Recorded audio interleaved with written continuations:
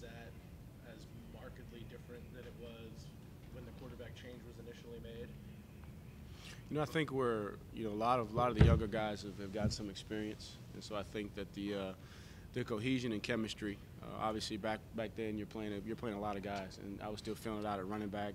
Speak on my position, so you had a lot of guys rolling. I think now guys are more comfortable with the rotation, the communication level. They know what to expect out of each other. So I think just overall, the chemistry and cohesion, it's consistent. Whereas early in the season, you're playing a lot of guys, you're still trying to develop that. But I think now everybody knows what it's going to look like for the most part, game in and game out. They know how to prepare, and they execute at a high level. How important is it to not take ACC championship games for granted? Sometimes people look at the bigger picture, you look at the state rivalry games. I mean, 4 in a row, this is a big one. That makes a really big. No question, and the way Coach Sweeney set up the program, this is one of our goals, on our board. Obviously, the national championship is not a goal per se; it's a byproduct of us reaching the other goals that we have set. And just like the state championship is a goal that we have on our board and something that we can control and we can achieve. And then winning the ACC championship, and I mean, it's hard to win a football game. So trust me, these guys aren't looking beyond this one. We know that we're going to get the best effort from Pitt. They're going to be a very confident team. They beat these seniors and juniors. Actually lost to these guys, their only home loss. So they're going to be excited to play, and nobody's taking this for granted. And I think that this team is a team that's very focused, and they got some goals, and they know in order to achieve their overall goals, they got to take it one game at a time. So nobody's looking past an ACC championship, and we're going to celebrate just like we celebrated last week after winning the state championship. How much is Pitt this year compared to 2 years ago? I know a couple years ago they had injuries, and so they just broke the box and dared to throw it. Yep. How different is their approach this year? Structurally, they're very, very similar, and I think it starts with Coach Narduzzi and his approach, his philosophy on defense, and you can see they're going to have a 7th defender, whether it's the nickel Sam folding in on a run scheme. You can see the safeties are going to fit aggressively, so they're geared to stop the run, and then they're going to rely on their corners to play man coverage and make you throw and make contested plays, and so they're very, very similar. Is mixing up a little bit more coverage, not quite as much of a 4-man all game. He's bringing some pressures to stop your run. You can see they got some experienced guys on the back end. They communicate well. They read their keys very, very quickly. They get to their spots, and so our guys are going to have to do a good job of making sure that we understand the tendencies that they're looking at, try to disguise those, and then you got to win at the point of attack. They're long at defensive end. They do a good job with their inside guys, hold the point of attack. Their backers are downhill, so it's going to be an aggressive defense that's going to challenge us. Tony, how much of an edge, or is it an edge for you guys, that you have this experience in the ACC championship game?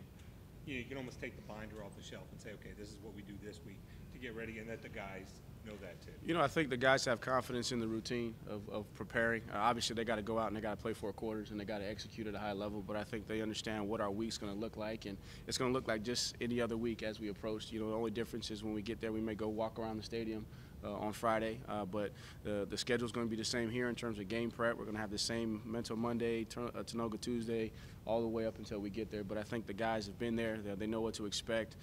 They play in the greatest atmosphere in the country here at home, so they're not going to be intimidated by the size of the crowd, the size of the stadium. But the biggest thing is just making sure that they don't deviate from the plan that's made us successful up to this point. Have you seen that play out in some of these past championship games when you are facing a first-time participant like you have the last? It's hard to say because I'm not in their locker room. I don't know what their preparation process is. I just focus on Clemson and getting our guys ready to go, and obviously they've done a good job over the last several years of being ready and prepared and playing well in this game. And I think it's again a byproduct of the way we set up our season. We know we're in the primetime championship phase, and you work all year to play in November and December, and really people only remember what you do in November and December. So they have that mindset, and we're going to go back to work. We're going to come out here tonight, and we got to go 1-0 this week and put all our emphasis and empty the tank and leave no doubt, hopefully, that we are what we've been able to accomplish so far. But do you think the fact that you're playing your 4th different coastal opponent in 4 years in the ACC championship kind of underscores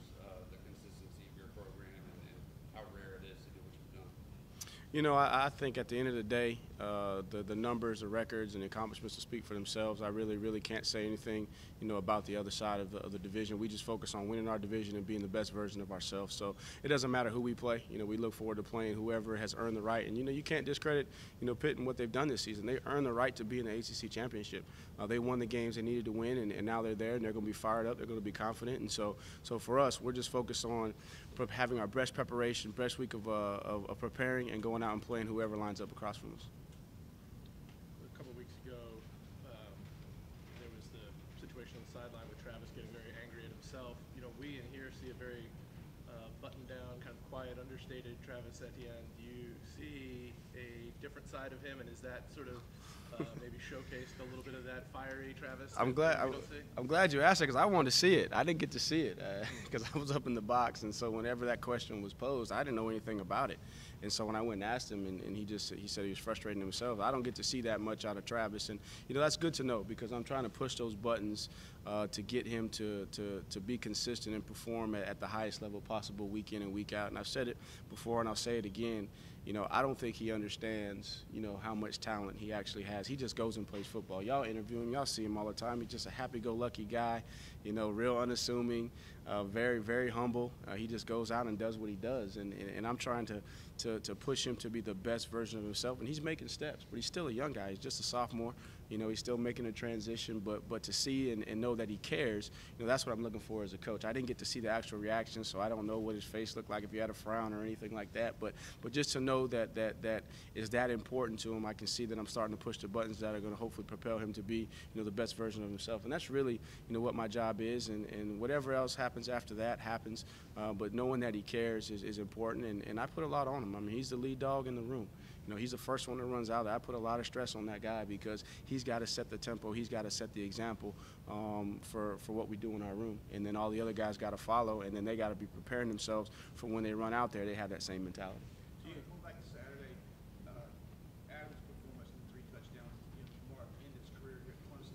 What does that say about Adam, and how good do you feel from him after 4 years of being with him and seeing all the trials and tribulations he's been through? I don't. And one of the support staff said it. They said that you normally don't smile much after the game, because, man, I'm exhausted. I've put a lot into it, and really my focus is not for me to smile, but to see the players smile. But, man, I had a big smile on my face for Adam Choice, and I said it after the game. And I'm glad that his mom pointed it out, but Christy Fuller was there. I know how tight he and CJ were, and what this game meant to him, and what he's meant to me. I mean, he's just been a rock. And we talk about Travis, we talk about Lynn J, we talk about Taven, and Adam is sometimes kind of the forgotten one, but really he's the rock of that room. And I'm so looking forward to him possibly being a team captain. That's something that I want out of my room. I was a team captain, and that's probably one of the greatest accomplishments that I've had in my career, both playing and coaching, is to be considered a team captain. And he's that caliber of young man. Now obviously the team will vote on it, and we don't know those results yet, but I see him as a possible team captain. And for him to be able to finish in the Valley that way, and to have 3 touchdowns, and to just to see the smile on his face, and it wasn't a smile because he had 3 touchdowns per se, but it was just a smile like, man, how cool was that? And I put an exclamation point on my career, and that's what made it so special for me with him. Coach, you won the Broyles Award last year. Last week, Jeff Scott was named the semifinalist. Yeah. You make it a hat trick, winning 3 in a row.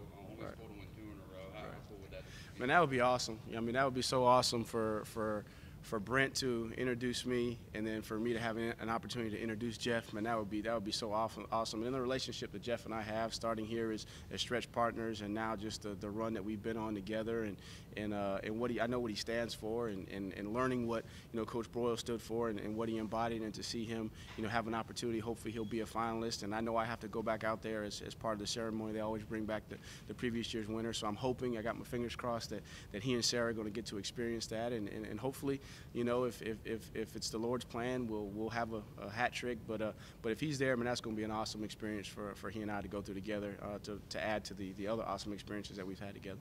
Tony, Dabo noted that Davey, I guess on his touchdown run, showed kind of a shake, maybe he hadn't previously Yeah. seen. Is that just a product of being healthy and confident? Can you maybe elaborate You know, it's that one touchdown run. First of all, it was blocked beautiful. You know, as I was going through my game breakdown and my notes, that's the only comment I had for the offense was, man, that was beautiful, because literally they fit it up and it was exactly how you would draw it up on the board. It's the back, it's untouched, one-on-one to the safety, and Taven was patient. You know, he found it, and once he got to the safety, and that's something I challenge all these guys every single day in practice is, man, don't go through the motions, finish every single run. And so he finished that run the way that I've been challenging him to finish in practice, and it wasn't much. It was just a subtle little redirect of his body weight. He got the safety to lean, and now he's in position to be violent if he needed to be violent. And so I think it's just a function of now he's healthy. You know, he's confident. You know, he knows. And again, go back to the earlier question. I mean, he knows he's the second one going in the game. He knows, you know, about when he's going to go in the game. So now he's feeling confident in his role. He understands his role, and so when he gets out there, he can go play. Coach Trevor had his longest run the other night, 32 yards. The week before, he had his longest run at 19 yards. He also picked up a 3rd and 3 with his legs the other night. He's obviously not going to run the ball a ton, but is that becoming a bigger part of the offense, Brad? You know, just I've said it all along. I mean, Trevor can run. You know, a lot of people don't give him credit for his athleticism, but he can run, and that's what he does. And really, you see the benefit of his legs in the pocket and how he just extends plays. You know, how the touchdown he threw to T, just how he slid in the pocket, used his legs, and man threw a dart to T. So as he continues to grow and get more confident, then he's going to find, just like Deshaun did, you know, as he got further in his career. Okay, it's not open downfield. Let's extend the play, protect myself, move on to the next one. So just as we continue to go and he's more comfortable, and then there's going to be some situations, you know, like on that 3rd and 3. You know, it was an RPO and they took the pass away and he had to pull it down and did a really good job and looked confident doing it. So as we go forward, we're going to have to use every aspect of every guy, you know, as we get into the championship phase. Tony, going into the season, you had the quarterback change going in the game before. It had to handcuff you a little bit as far as what you could do with offense and with the game plan. But now that you've got Trevor in there for 8 games, have you been able to open up your offense, or are there some areas that you haven't been able to open up yet that you haven't gotten? You know, I think each week poses a challenge in itself. You know, every